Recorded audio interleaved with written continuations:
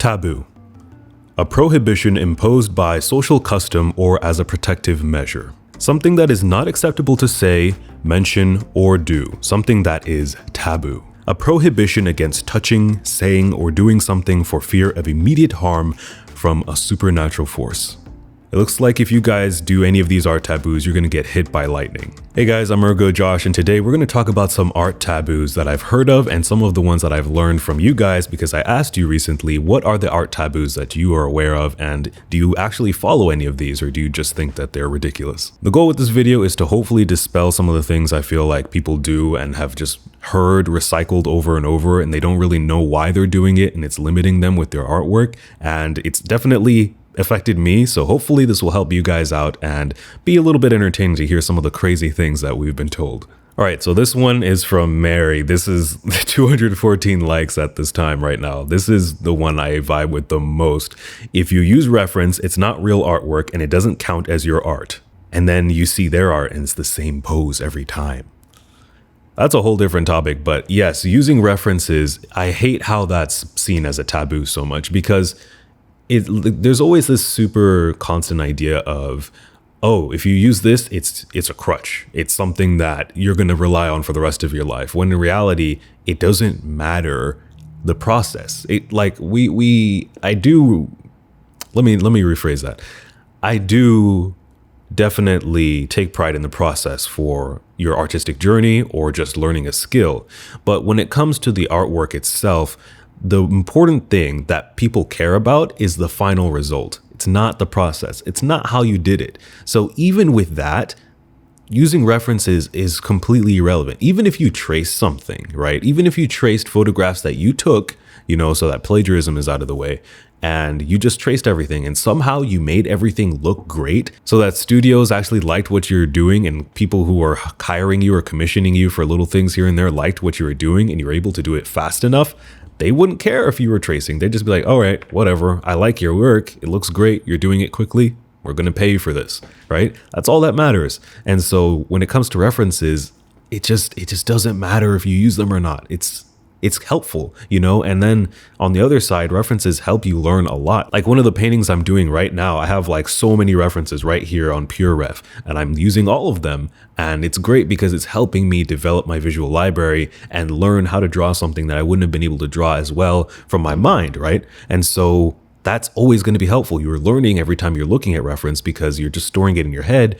And to be honest, whenever you draw, you are using reference, because the moment you open your eyes, you're collecting data into your memories, you're remembering stuff, emotions, smells, feelings, and you're just copying that back through your hand into the paper or into the digital tablet. So yeah, hopefully, I don't know why this keeps being said, but yeah, using references should not be a taboo, and definitely feel free to use it as much and as long as you need to, because it doesn't matter. What matters is your artwork and how you feel about it. All right, here's another one I'm pretty passionate about from Lewis. I always hear people say, don't copy artist styles because then you won't be original. That is a really, really interesting one, because there is some truth to it. I have seen some cases where an artist, I'll be like, oh, this looks like a discount, blah, blah, blah. Specifically, I see a lot of discount Sakimi-chans. Or like, I won't say any artist names, but there's some artists where I'm like, I don't feel a unique connection here, but they're very, very rare. Most artists, even if they're similar to another one, they're still doing something really unique and interesting here. And the main issue with this taboo is that practicing and studying from other artists is extremely, extremely important to your growth as yourself, as your own artist. Looking at how other people have done things and have, distilled reality into this unique creative way is an extremely great way to find what you like about your own work or what you like about the world. It's almost like, in science, you stand on the shoulders of people behind you. Just anything technology wise, that's how we build these crazy skyscrapers and all that. It's because of what people have learned before us, and then we continue from them, right? So it saves time, and then it allows us to achieve greater and greater things. So it's the same thing with art. The more you study from others, you can kind of figure out, oh, I love how they simplified this. So like for me, for example, I really love looking at artists to see how do they keep figures interesting without having too much detail. And I love looking at how different artists use shapes to show different forms or different details, and then make it still appealing, but still really enjoyable and fun because they're twisting and pushing these forms in a really engaging way. And to be honest, I might just be me, but I find when I'm looking at artwork and like, so I'm just gonna be straight up honest with you. Like there's a few things from Loish that I've just been looking at really closely because I love like monochromatic stuff, and she has a few paintings that are super monochromatic. So I just straight up was looking at that. As I was working on mine, right? It didn't end up anything like hers. Like it's these art. If you're looking at a quality artist, you can't just accidentally copy them that closely, right? It's hard to do what they're doing. So naturally, I feel like for most people, you're just gonna find yourself in it. It's just, you're not gonna be able to copy them directly. There's gonna be things that they do that you just don't want to do, you don't feel like doing, and then you're gonna add your own flair into it, right? And then if you're worried about this, the easiest way to get over it is just to look at more artists, look at 2 artists at a time, look at 3 artists at a time, right? And maybe create a list. It's super easy to avoid becoming like a clone of someone else. You don't have to try that hard to do it. It's really, really easy. And I don't think that saying something as big and blank as just don't copy other artists is ever going to be helpful. Do it. It's rarely going to be a problem. And if it is, it's an easy fix. Boy square, girl round, and nothing else. That's an interesting one. I haven't heard of this one. So my perspective on this is kind of torn because I think biologically, there's just facts about how the human body is set up, right? After taking my anatomy class, it's really interesting seeing the more nuanced details between men and women and those type of forms, right? And especially when you're doing character design and you're trying to emphasize certain things, using soft forms, curved forms for more feminine characters helps, and then, opposite angular forms for men. I also find it extremely real because that's why I find men easier to draw, because angular forms are easier for me to visualize and the curves are harder to kind of not only get aesthetic but to fit into place properly because there's less to kind of latch onto. But the thing is, it's just a stylistic thing. Softer forms are more feminine. They're not necessarily for women. So you can take a character that's supposed to be soft and they're very loving, maybe they're small, maybe they're the character, the healer or something, and you use those curved forms to kind of show that. And maybe there's a huge character that's supposed to be really tough, whether it's a monster, whether it's a fighter, whatever gender it is, you can use those really angular forms to show that they're tough, that, they've got sharp edges, it should flex their personality. So if I was going to paint Azula, for example, from the Avatar, I would use those angular forms. And if I was going to paint, Katara, everyone on the show is making fun of her for being the motherly character, I would use those softer forms like with water, right? And then especially with fire, I would use those angular forms to really show that ferocity and rigidity of the Fire Nation. So I definitely think if people are saying that to you, yeah, don't take it that literally. It should just be as an expression. These things, curved forms, circles, softer edges, and angular forms and squares, they have, and especially with colors too, they have meanings that are just ingrained in us as human beings, and you can't really dispute them. Blue color is going to have a different effect than red for most people, and you use those things in your creative process to be able to explain things faster and be able to get your story across. All right, here's one that this one is like an attack on me sometimes, because a lot of you guys are asking like, so do you do any traditional art? And I'm just like, nope. But this one is from Casual Things. Don't start drawing digitally. It's cheating. There's like 2 kind of like areas with this one. So when it comes to starting your drawing, a lot of people think that it's actually like a hindrance because you're handicapping yourself or you're not going to be able to learn as many things. And I can see that because when you're drawing digitally, there's not as much information you're getting back from the medium as you are traditionally, right? Your pencil or your brush will go into the paper, your brush will bend, when you're painting, there's all kinds of little things that you can connect with, but that stuff doesn't happen digitally. But at the same time, I feel like when it comes to the fundamentals, you can learn them one and the same. It's just the detailed techniques maybe, and that almost spiritual experience with art that you maybe doesn't come across as much, or maybe just in a different way with digital. But when it comes to this idea of it being cheating, that's just so bad, because that's another taboo that I hope to see there in the list.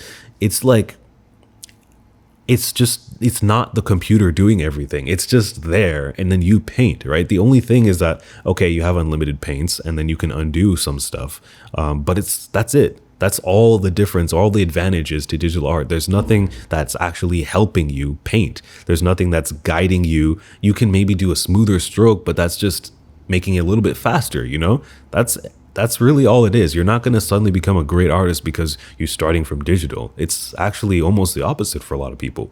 A lot of people, when they switch over to digital, no matter what skill level you are, their quality just tanks because they have to get used to this different medium, because that's what it is. It's just a different medium to create art with. All right, so this is an interesting one from Kitsune. I hate when people say things like, don't draw this, don't draw that. Like IDK, anime, furries, chibis, fan arts. These are just a few examples. Some of you have called me out in my other video when I said, don't draw these girls. Now, I kind of knew this getting into it, but it's still, it's still reality. Like, I never said don't draw girls, don't draw pretty girls, right? The point of that video was for the expressions and the trend that was going on specifically on Instagram, right? I definitely agree like with this person and their thing. Like, you should be able to draw what you want. There is a lot of issues in the community, like especially when it comes to like furry stuff, like don't draw that stuff. And like, I've never really been one to hate on that stuff because there's some really great furry artists, and some of my patrons have showed me some amazing ones. I'm like, wow, this is really good. They really know their animal anatomy. And then the chibi stuff too. There's some really good chibi stuff you can do. But I think a lot of this also comes from teachers in a more educational environment. So a lot of times, this is almost a completely different taboo actually. But the don't draw anime thing, it's a tough thing. I think it's hard to address without just talking about art education in public schools in general, or maybe even some private schools. I just really don't like how it's all based on just like, hey, learn all these medium, learn these old ways of painting, and then pass the curriculum, do the test, and you're good to go. It's like they're not teaching you to discover yourself or to learn the fundamentals that you're going to need to know to be able to branch out and create your own stuff. It is important to do everything that they're talking about, but like, that should only take a year, right? It's like everything else should just be exploration and working on your fundamentals. So I say that because that's why a lot of teachers don't want you to learn anime. A lot of teachers do have a legit concern of, hey, don't try to pass this off as your style and say that you don't need to do XYZ because this is an anime style and I don't have to draw that, right? Because there is a good way to draw anime. There is an appealing way to draw it, but it really heavily depends on knowing the fundamentals first. But then it's like, they don't really focus on that in the curriculum anyway. So of course they're going to just tell you not to do it as a blanket statement. And I think that kind of inspires some of the more criticisms later on of like chibis and fan art. But definitely draw whatever you want and do it the best that you can. Like, honestly, that's really how it should be for anyone and everyone, whether it makes people uncomfortable or not. Ooh, this is a spicy one. I've heard people say that you should work for free at the start, regardless of your skill level. No, don't do that. If you're working to create something for someone, you should definitely be compensated for your work. However, keep in mind your skill level, your experience, how much popularity you have, that all factors into whatever you should charge. So when it comes to that, I'm like, yes, definitely don't just run around doing things for free. But at the end of the day, make sure that you aren't only doing commissions and stuff, because you do need to be doing a lot of work to build up your skills so that you can begin to charge some decent prices. Personally, I did a lot of stuff for free because I just wanted to. I drew a lot of my friends and different colleagues, and like ever since, what was that? I was a source of free art for a while.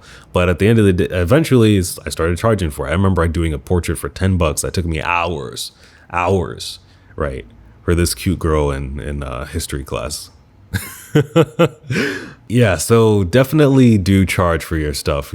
Take pride in who you are, the time that you put in, but just recognize, if you spend 30 hours on something because that's how long it takes you when somebody else could do it in 2 hours, you got to keep in mind that and kind of lower your price a little bit there. Real artists don't do it for the money. Ooh, yeah, that one is tough. It is definitely a myth to keep artists poor, because like people, I don't know why, but some people just think that art shouldn't be charged. Like, some people think all art should be free, and it's like, no, because people need to devote a big part of their life to this, and this isn't a utopia where you can just do whatever you want and you'll be supported. You have to earn something in this world to be able to support yourself, and a lot of the best art has to be done in this environment where you do it all the time. Now, in some cases, I do understand the people who feel that way, because sometimes some of the best artwork is going to be so expensive that nobody can see it. Some of the artwork from history, that has inspired the whole entire world, is now in some rich person's house. That I kind of have an issue with. It's like that definitely does feel very weird. You feel like those kind of things should be available for everyone to see, but I don't think that should be a blanket statement for everyone at all, especially when it comes to, people like you and me. We're not historical figures, right? It should definitely be something that people are compensated for, because it's a job, it's a skill that they work through. And I'm definitely going to make another video on this, probably just a podcasty type of video, because it's a topic I feel like has really, really deep roots, and how it's affected the way people think about art and artists since a young age. And then, they just end up sticking with it until their adulthood. Oh, this one I can get into a lot. Drawing nude art is perverted or wrong. And so I think this unfortunately stems from, I don't know, I guess where the origination of this is. I guess it's in religion, just stereotypical religion in general. Like, it's unfortunate. And for some, and I don't even want to say religion, because it's really, I feel like it's mostly in Western culture, to be honest, but like, it's a taboo in general for like anything sexual. And I feel like a lot of things are perceived overly sexual when they're not. It's not inherently sexual at all. Like, it's unfortunate that a lot of people actually take such an issue to nude art, especially when it's done so tastefully, right? It's like immediately shocking.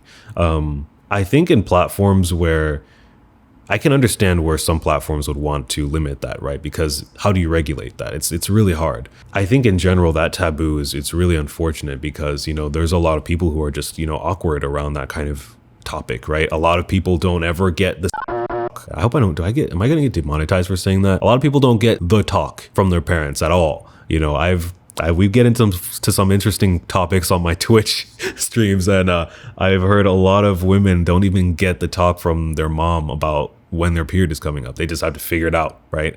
And I think that comes from this awkward and shameful nature about it, which is just unfortunate, and it transcends to so many different families, and I feel like communities, and it kind of affects art as well. So even when something isn't suggestive and it's tasteful, it's still seen as it can have a very shocking value, and people can leap to some pretty crazy conclusions and accusations but yeah, I think it's unfortunate that there's such a difficult, it's a bigger issue. I think it's not within the art community itself. There's a huge issue, and hopefully things will begin to get more relaxed, and we'll begin to get more comfortable and relaxed as time goes on. Here's one I'm going to expand on a little bit from Catco. It's starting to become a bit of a taboo now, but depicting violence in art is starting to become edgy. And once you're labeled as edgy, your art seems to be disregarded, laughed at by commentators and critics. So this is something I think that, as the clout, everyone believes in this kind of thing, where as we go on, 2020, it started in 2016, 2015, we're all soft on the internet and stuff like that. We all get offended and stuff. And I feel like it's starting to, it's affecting artists as well, because art has always been an expression of people's reality and people's experiences. When something happens, people make art about it, right? And nowadays, people are seeing it as edgy, and they're also seeing it as like clout chasing, which is just really sad. Like Ross Draws made a post around recently about the Black Lives Matters community, and a lot of people were angry about some other things, but a lot of people felt like they were also tacking on, you're doing this for clout. And it's like, whether or not he's doing it, whether or not someone is depicting George Floyd in a very passionate manner, that's up to them. If it makes you uncomfortable, well, that's the goal, right? That's what their experience is. They're sharing this. If that's what they want to do, that's what they do, because that's what art is for. We share things that we feel and express ourselves in all kinds of different reasons, right? And so it's kind of sad that people are kind of twisting the intention to be something that other people are doing, when artists have been doing this since the beginning, right? Art has always been in the forefront of all these situational matter, like these popular topics in culture and whatnot. So I think it's unfortunate this is happening. And I think if you want to do something that's seen like edgy or something, but it's true to you, definitely make art about it, right? People are upset. Hey, your artwork is doing something, right? I mean, it's affecting people, it's connecting with people. And if you connect with some, then you're probably going to piss some other people off. And then that's just how it has to be. I feel like you can't win everybody's heart with your artwork. I feel like the most, if you're going to make something that's passionate and influential, it's going to push and pull. Don't break the rules until you know them. I totally understand why it's important to learn anatomy and other fundamentals before doing more stylized work, but pushing someone to draw realistic and tell them they can't draw anime cartoons is going to kill their passions. Yeah, this is kind of similar to some other taboos. I definitely do believe, you need to learn fundamentals before you can use them in a more creative way to this fullest passion, right? Somebody who just picked up drawing anime, they're just not going to do it as well and as skillfully as the manga artist that they're looking at until they start to learn, okay, how does a knee work? How does a shoulder work? How is the head constructed, right? Because when you start to change things, it's going to be awkward and you're not going to be able to simplify it as well as they did. But I definitely don't think that you have to master a technique or a medium or something before you can begin to kind of expound on that. And another person on that on the community page said that you can't break the rules until you learn them. But then they said, hey, I learned some of the rules by breaking them. And I think that's true as well. Sometimes you have to do something wrong in order to realize how to do it right? So I think these big blanket rules of don't do this until you've mastered that, it's just wrong. It should be, hey, if you want to do this, try learning this and incorporating it. Try learning anatomy and incorporating it into this style so that you can understand it better, right? Even if it's just studying, even if you're just like studying the anatomy in a kind of health class way where you're not even really drawing it. That's going to help you because then you'll know of what should be there and you'll be able to correct yourself when you're drawing whatever style you want. All right, guys, that's going to be it for me. This video is getting pretty long. I hope you enjoyed it. I really think this is going to be helpful. If you want to check out more of the taboos, just head over to my community page. There's a ton of comments. I tried to go over the most popular ones. And yeah, if you have any more that you want to share or talk more about this in the comments, I welcome you to that. I definitely check as many comments as I can with every one of my new videos. And if you want to catch me on Twitch, that's where I do most of my drawing stuff nowadays. You can check me out Monday, Wednesday, Friday from 4 p.m. to 8 p.m. and I will have a link to all that in the comments or in the description. And yeah, that's going to be it. Thank you guys so much for watching and I'll see you in the next one. Peace.